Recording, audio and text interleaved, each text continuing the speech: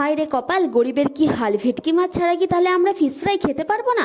হ্যাঁ, নিশ্চয়ই পারবো। তো গরিব যেহেতু আমরা, সেই কথা মাথায় রেখে আজকে নিয়ে চলে এসেছি ভোলা মাছ। আজকে ভোলা মাছ দিয়ে বানাবো হচ্ছে আমরা ফিশ ফ্রাই।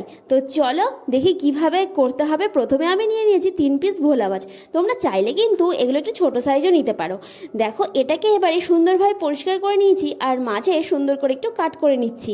আর তারপরে যেটা করব সেটা হচ্ছে ভিনিগার দিয়ে, আর তোমরা চাইলে কিন্তু লেবুর রসও দিতে পারো ভিনিগারের বদলে। দিয়ে দিলাম লবণ, সাথে দিলাম গোলমরিচ, দিয়ে সুন্দরভাবে মাখিয়ে রেখে দেবো 15 মিনিট মতো। ভেটকি মাছ ছাড়াই আজকে ভোলা মাছ দিয়ে খাবো আমরা একদম দোকানের মতন ফিশ ফ্রাই। তো এটাকে রেখে দিয়েছি। এবারে চলো নেক্সট কাজটা করে নিই। দেখো, ধনেপাতা নিয়েছি লঙ্কা, আদা, রসুন। এবারে এটাকে সুন্দর করে পেস্ট করে নেবো। এবার সুন্দর করে পেস্ট করে নিয়েছি আর এটাকে মাছের মধ্যে ঢেলে দিলাম। এবারে তুমি যাকে সব থেকে বেশি ভালোবাসো তার কথা মনে করে আলতো হাতে সুন্দরভাবে মাছের মধ্যে গোটা মশলাটাকে মাখিয়ে নাও। আর এভাবেই রেখে দাও 1 থেকে 2 ঘন্টা। দেখো কত সুন্দরভাবে মাখিয়ে নিয়েছে। আর মাছগুলো দেখতেই কিন্তু খুব সুন্দর লাগছে। মশলাগুলো একদম ভেতরে পুরো ঢুকে যাবে। এবারে আমরা নিয়ে নিলাম 3 চামচ ময়দা আর 1.5 চামচ কর্নফ্লাওয়ার, আর একটু হলুদ দিয়ে দিলাম, সাথে দিয়ে দিলাম লবণ, একটু লঙ্কা গুঁড়ো, আর সাথে 2টো ডিম ফাটিয়ে দিয়ে দিলাম।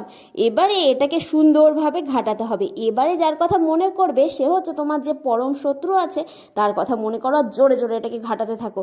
আর মিশ্রণটা কিন্তু একটু ঘন হবে। মনের যত রাগ আছে, যন্ত্রণা আছে, জ্বালা আছে, সব একদম উগড়ে দাও। দেখো কত সুন্দর ব্যাটার তৈরি হয়ে গেছে। দিয়ে দিলাম একটু বেকিং পাউডার। আরে মাছটাকে মিশ্রণটার মধ্যে ডোবাও আর গরম গরম তেলে এটাকে ফ্রাই করো। প্রথমে 5 মিনিট লো টু মিডিয়ামে ভেজে, তারপর 2 মিনিট ওটাকে হাই ফ্লেমে ভেজে নামিয়ে নাও। আর আমাদের ফিশ ফ্রাই রেডি। এবারে গরম গরম বাড়িতে পরিবেশন করো আর নিজেও খাও। আর আমাকেও জানিও তোমাদের কেমন লাগলো।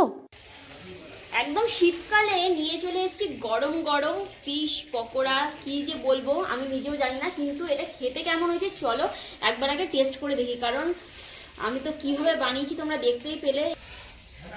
এই দেখো জাস্ট কতটা নরম, বুঝতে পারছো ভেতরে মাছটা।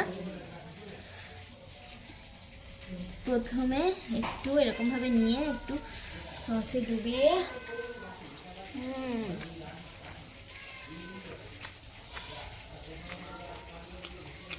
Heavy heavy.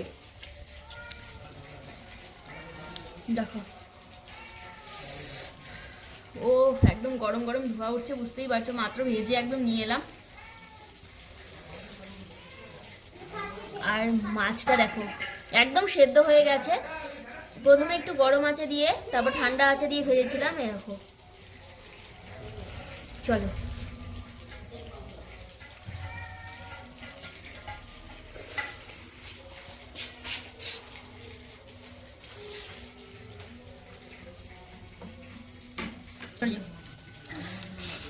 এবারে মাছটা দেখো প্রচুর গরম ছিল, তার জন্য ধরতে পারছিলাম না।